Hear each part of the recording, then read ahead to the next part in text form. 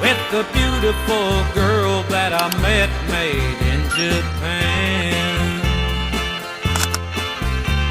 The beauty of her face was beyond my wildest dreams.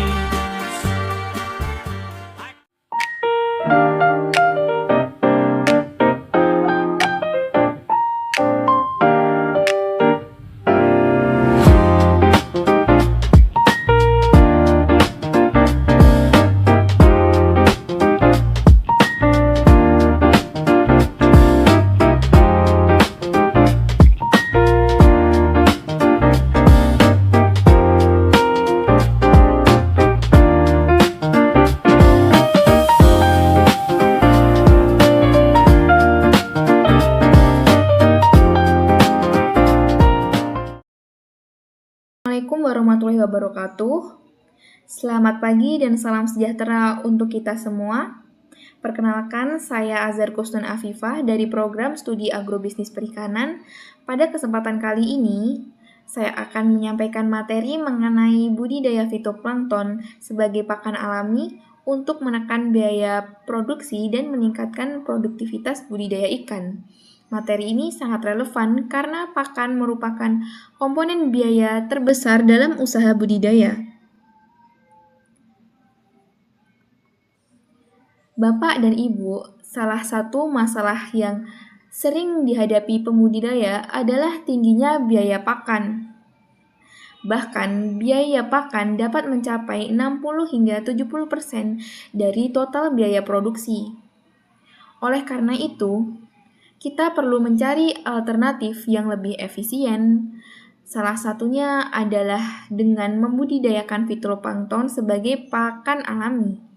Jika pembudidaya mampu memproduksi pakan alami sendiri, maka ketergantungan terhadap pakan komersial dapat dikurangi dan biaya produksi menjadi lebih hemat.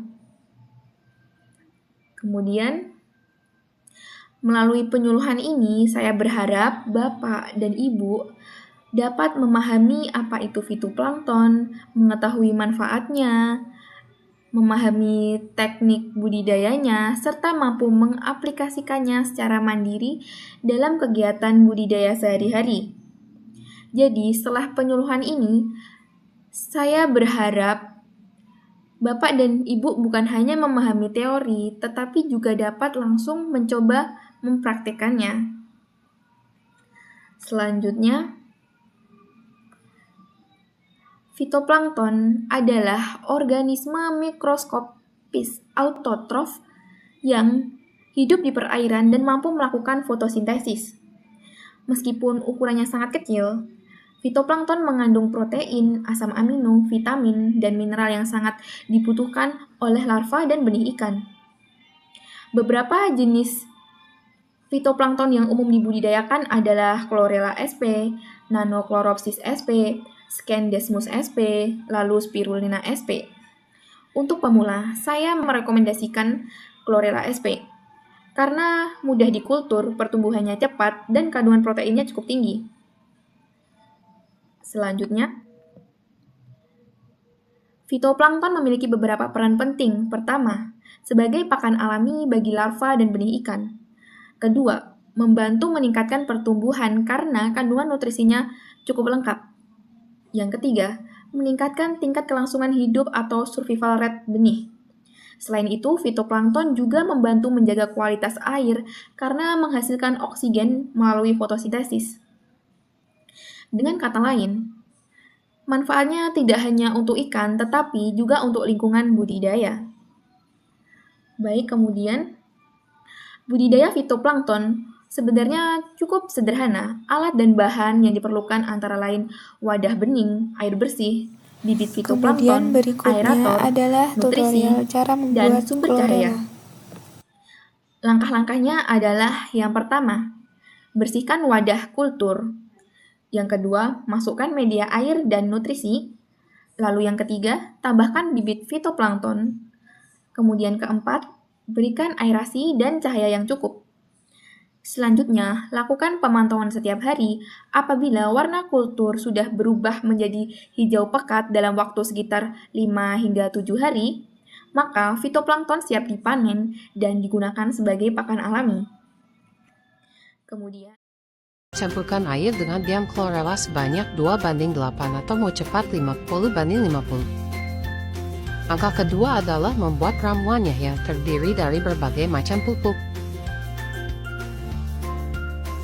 Angka ketiga adalah memasukkan ramuan tersebut ke dalam campuran air dan chlorella. Jangan lupa disaring ya, biar ampasnya tidak ikut masuk. Dan akhir adalah proses pematangan yang bisa dibantu oleh aerator. Sekian langkah-langkah pembuatan chlorella. Kemudian, dari sisi ekonomi, penggunaan fitoplankton dapat mengurangi penggunaan pakan komersial, sehingga biaya produksi menjadi lebih rendah. Sedangkan dari sisi produksi, pertumbuhan ikan menjadi lebih optimal dan tingkat kelangsungan hidup lebih meningkat. Artinya, pembudidaya memperoleh dua keuntungan sekaligus, yaitu pengeluaran yang lebih hemat dan hasil budidaya yang tentunya lebih baik. Baik, kemudian pada studi kasus kultur chlorella sp, penggunaan fitoplankton mampu menggantikan sebagian pakan komersial. Hasilnya, biaya pakan dapat berkurang sekitar 20-40%, sementara survival rate benih menjadi lebih stabil. Hal ini menunjukkan bahwa fitoplankton bukan hanya alternatif pakan, tetapi juga solusi yang ekonomis dan aplikatif bagi pembudidaya. Baik, selanjutnya, jika dilihat dari perspektif agrobisnis, budidaya fitoplankton merupakan investasi yang relatif kecil, tetapi memberikan dampak yang besar. Dengan input yang sederhana, pembudidaya dapat menghasilkan pakan alami berkualitas yang membantu menekan biaya produksi, meningkatkan produktivitas, dan mendukung keberlanjutan usaha budidaya. Selanjutnya, pada ilustrasi data ini terlihat bahwa biaya pakan tanpa fitoplankton sekitar Rp1 juta per bulan, sedangkan penggunaan fitoplankton, biaya tersebut dapat turun menjadi sekitar Rp620.000. Selain itu, survival rate benih juga lebih tinggi pada setiap minggu pemeliharaan. Data ini menunjukkan bahwa fitoplankton memberikan manfaat yang baik secara teknis maupun ekonomis.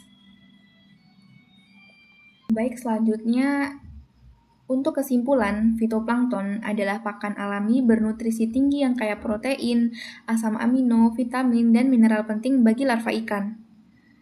Budidaya fitoplankton dapat dilakukan secara sederhana dengan peralatan terjangkau dan hasil optimal dalam 5 hingga 7 hari. Pemanfaatan fitoplankton terbukti menekan biaya pakan 20-40% dan meningkatkan survival rate serta pertumbuhan benih. Kemandirian pakan melalui kultur fitoplankton mendukung efisiensi, produktivitas, dan keberlanjutan usaha budidaya ikan.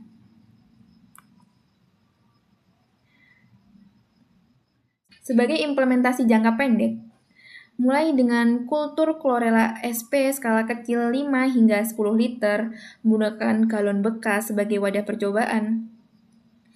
Lalu kembangkan kapasitas kultur secara bertahap, integrasikan fitoplankton sebagai komponen pakan rutin harian, kemudian bangun unit produksi fitoplankton mandiri, berbagi bibit dengan pembudidaya sekitar untuk memperluas manfaat.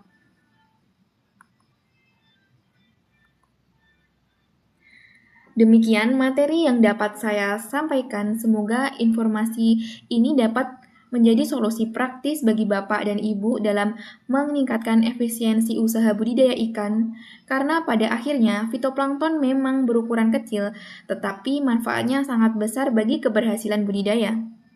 Terima kasih atas perhatian Bapak dan Ibu. Wassalamualaikum warahmatullahi wabarakatuh.